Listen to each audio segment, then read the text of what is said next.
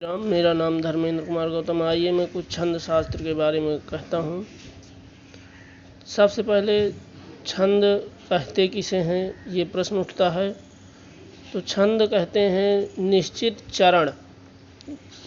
चरण हो और वर्ण, मात्रा, यति, गति और गण आदि के द्वारा नियोजित पद रचना को छंद कहते हैं। संस्कृत में छंद की परिभाषा है यदक्षर परिमाणम तच्छंद। संस्कृत में छंद का परिभाषा है यदक्षर परिमाणम तच्छंदः। इसका शाब्दिक अर्थ है आच्छादित कर देने वाला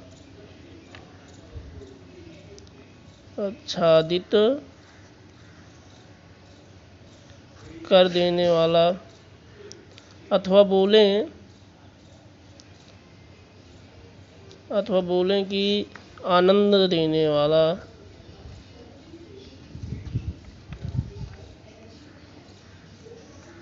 ये छंद का शाब्दिक अर्थ हो गया। छंद शास्त्र के आचार्य कौन हैं? छंद शास्त्र के आचार्य हैं आचार्य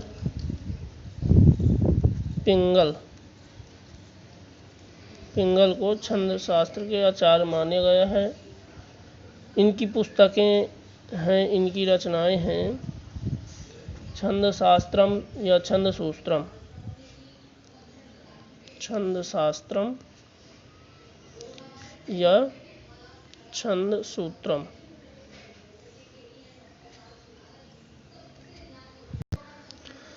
वेदों के 6 अंगों में छंद को पैर यानी पाद माना गया है। उसमें लिखा है छंदः पादौ तु वेदस्य।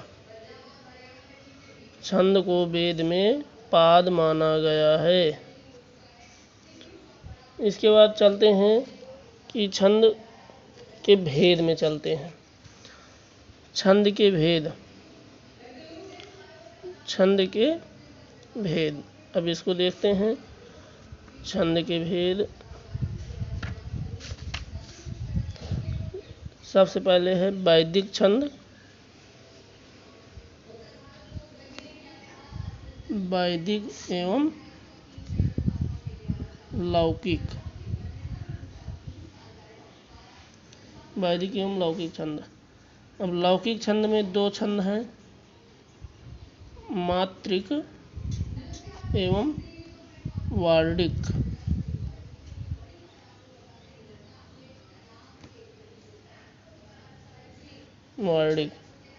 अब मात्रिक किसे कहते हैं और वार्डिक किसे कहते हैं? तो मात्रिक कहते हैं छंदों में मात्राओं की गणना की जाती है। मात्रिक छंद जितने भी हैं उनमें मात्राओं की गणना की जाती है, मात्राओं की। तो वो हो गए मात्रिक। और वार्डिक छंद आता है। तो वार्डिक छंद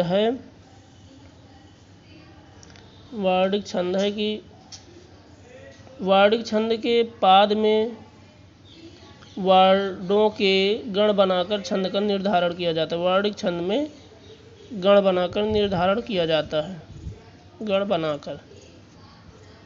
अब ये जो वार्डिक है इसके भी 3 भेद बताए गए हैं। पहला है जैसे समवृत्त, दूसरा अर्धवृत्त और तीसरा विषमवृत्त।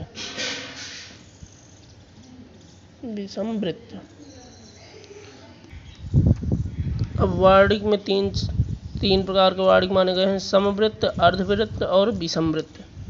3 प्रकार के वार्डिक छंद कहे गए हैं, जिनमें समवृत्त सबसे पहले है। समवृत्त अब किसे कहते हैं? जिसमें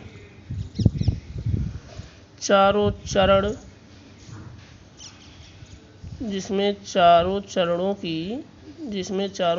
की जो वर्ण हैं, चारों चरणों के वर्ण वे समान होने चाहिए। समान बराबर होने चाहिए, उन्हें समवृत्त छंद कहते हैं। समवृत्त छंद कहते हैं। जैसे उदाहरण देखें, इंद्र वज्रा हो गया और उपेंद्र वज्रा।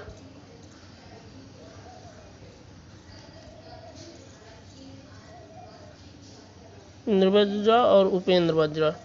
इसी तरह अर्धवृत्त की बात करें, अर्ध समवृत्त, अर्ध समवृत्त, अर्ध समवृत्त, इसमें बात करें तो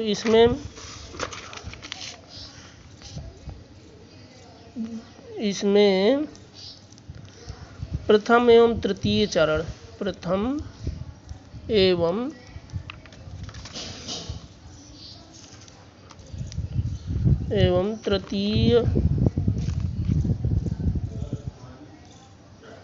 तृतीय चरण एक समान, द्वितीय एवं चतुर्थ चरण एवं चतुर्थ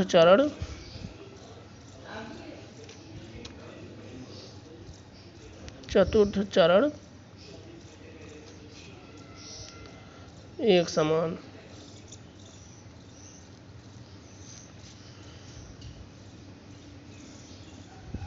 होते हैं, उसे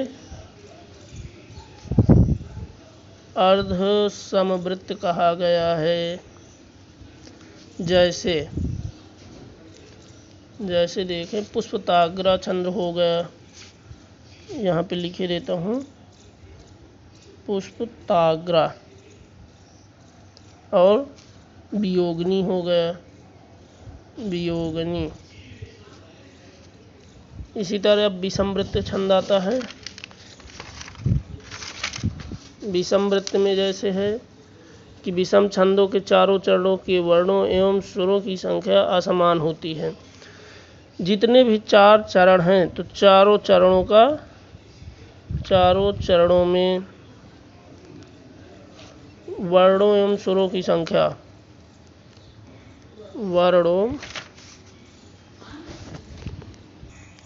चारों चरणों के वर्णों में एवं स्वरों में संख्या का असमान होना, संख्या का असमान होना विषमवृत्त है, विषमवृत्त है। जैसे उदाहरण देखें, उदाहरण में जैसे उद्गाथा छंद आता है। ये अब हम छंदों के अंग के बारे में बात करें। छंद के अंग, छंद के अंगों के बारे में बात करें। छंदों के अंग, छंदों के अंग कितने हैं? 3 हैं। जैसे एक पहला है गति, यति, तुक। इसी तरह माने गए हैं। अब गति किसे कहते हैं इसके बारे में देख। गति पद्य के जो पद होता है उसको पढ़ने में, पद्य के पाठ में जो बहाव होता है,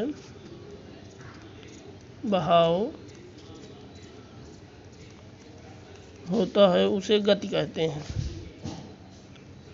वो एक गति है, ये समझ लेना है। इसके बाद है यति किसे कहते हैं? तो पद्य पाठ करते समय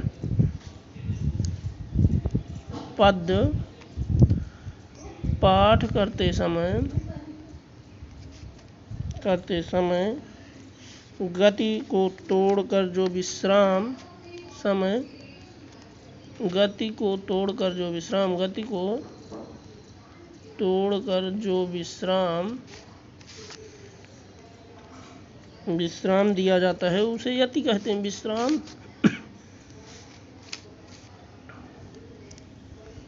दिया जाए उसे यति कहते हैं। यति कहते हैं मतलब पद पाठ करते समय अगर हम कोई श्लोक बोलते हैं, पद का पाठ करते हैं, श्लोक बोलते हैं, अगर उस बोलते के समय अगर गति को तोड़कर जो विश्राम लिया जाता है, हम गति से बोल रहे हैं श्लोक को और बीच में विश्राम लिया जाए, उसी को यत कहा जाता है। अब तुक के बारे में कहें। तुक कहते हैं कि समान उच्चारण वाले शब्दों के प्रयोग को तुक कहा जाता है। जो समान रूप से उच्चारण किया जाए शब्दों का तो उसको तुक कहा जाता है। अब बात करते हैं मात्रा। मात्रा किसे कहते हैं? तो वर्णों के उच्चारण में जो समय लगता है, वर्ण के उच्चारण में जो समय लगेगा उसे मात्रा कहते हैं। मात्रा कितने प्रकार की होती हैं? मात्रा दो प्रकार की। मात्रा दो प्रकार की बताई गई हैं छंद शास्त्र में। प्रथम तो है दो प्रकार की बताई गई हैं। जो प्रथम मात्रा है वह है लघु और दूसरी मात्रा जो है वह है गुरु। लघु एवं गुरु दो मात्राएं बताई गई हैं। लघु मात्रा और गुरु। ह्रस्व उच्चारण वाले वर्णों को, जो ह्रस्व उच्चारण होता है, ह्रस्व उच्चारण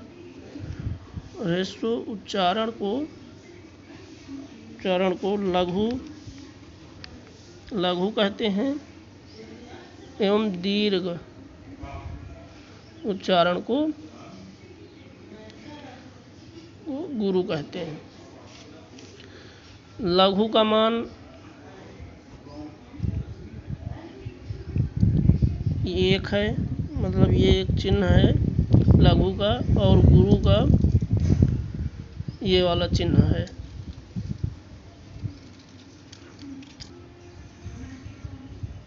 लघु एवं गुरु हो गए। अब लघु में उदाहरण देखें, जैसे आ, ई, उ, री एवं री। और गुरु का उदाहरण देखें, जैसे आ, ई, उ, री, ए, ओ, औ। ये हो गए गुरु के उदाहरण। अब यहाँ पर एक संयोग गुरु आता है। संयोग गुरु। अब संयोग गुरु किसे कहते हैं? इसके बारे में यह है कि लघु के आगे संयोग रहने पर, लघु वर्ण हो, उसके आगे अगर कोई संयोग वर्ण हो तो संयोग रहने पर गुरु माना जाता है। लघु वर्ण को गुरु मान लिया जाता है, गुरु माना जाता है। लघु के बाद अगर कोई संयोग वर्ण हो तो उस लघु को गुरु माना जाएगा। अब चर्चा करते हैं गण की। गण किसे कहते हैं?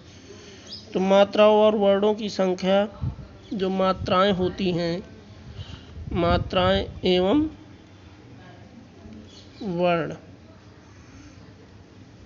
वर्णों की संख्या एवं क्रम की सुविधा के लिए तीन वर्णों के समूह को गण कहते हैं। क्रम की मतलब मात्राएं एवं वर्णों की संख्या एवं क्रम की सुविधा के लिए तीन वर्णों के समूह को गण कहते हैं। गण कितने होते हैं? 8 प्रकार के गण माने गए हैं। 8 प्रकार का गण माने गए हैं, जैसे यगण, मगण। ये 8 प्रकार के गण माने गए हैं। यगण, मगण, तगण, रगड़, जगड़, भगड़, नगड़ और सगड़। ये 8 प्रकार के गण माने गए हैं। और गणों का को आसान से याद करने के लिए एक सूत्र बना लिया गया है। वह सूत्र है यमाता राज, यमाता राज, वह सूत्र है यमाता राज भान सलगा। अब देखें इनका गण बनाएं। जैसे 3 समूह को सबसे पहले प्रथम अक्षर को लेंगे या को, तो या ह्रस्व है मतलब लघु है। या लघु का चिन्ह क्या होता है? एक, ये मात्रा, फिर माँ है। 3 गणों का एक समूह, 3 वर्णों का एक गण माना गया, तो पहले 3 वर्ण बनाएंगे यगण में। तो यगण में या माता आ जाएगा, तो माँ है गुरु, तो इसका चिन्ह ये है। यगण हो जाएगा, यगण का और ता है तो इसका भी गुरु हो जाएगा। फिर उसके बाद माँ आता है तो मगड़ है। ये मगड़ में देखें सबसे पहले गुरु है, फिर ता है गुरु है और रा है गुरु है। तीनों गुरु हैं, वो मगड़ हो गए। माँ के बाद ता आता है मतलब तगड़। तगड़, तगड़ में पहला गुरु है, दूसरा गुरु है और लास्ट वाला लघु है, जा ह्रस्व है। उसके बाद देखें ता के बाद रा आता है, रगड़। रगड़ में सबसे पहले गुरु, फिर उसके बाद जा है ह्रस्व मतलब लघु, उसके बाद भा गुरु। रा के बाद जगड़, रगड़ के बाद जगड़। जगड़ में है जैसे पहला है लघु, जा लघु है, ये जा लघु दिख रहा है। फिर उसके बाद है भा गुरु और ना लघु। 3 वर्णों के समूह को लेना है। फिर जा के बाद ये हो गया। अब इसके बाद भा को लेना है, भगड़। भगड़ में देखिए भा जो है वह गुरु है और ना है लघु, ह्रस्व है और सा ह्रस्व है, तो भगड़ हो गया। भगड़ हो गया। भगड़ के बाद अब भा के बाद ना आता है, तो नगड़ को लिखेंगे, नगड़। नगड़ में पहला ह्रस्व है मतलब लघु, दूसरा सा है ये भी लघु है और तीसरा ला है ये भी लघु है। और नगड़ के बाद ना के बाद सा आता है, तो सगड़ हो जाएगा। तो सगड़ में देखें सा लघु है, ला लघु है और गा जो है वो गुरु है, इसको गुरु मान लिया जाएगा। ये 8 हो गए गण। 1 2 3 4 5 6 7 8। अब इसके बाद हमको अब छंदों का पढ़ना है। जैसे अनुष्टुप छंद हो गए, इंद्रवज्रा, उपेंद्र वज्रा, उपजाति छंद। तो अब इसके बाद हम वार्णिक छंद 3 माने गए थे, जो था पहला समवृत्त, अर्ध समवृत्त, विषमवृत्त। अब हम समवृत्त के बारे में पढ़ेंगे और इसका अध्ययन मैं दूसरे चैनल में डालूँगा। सभी को जय सीताराम।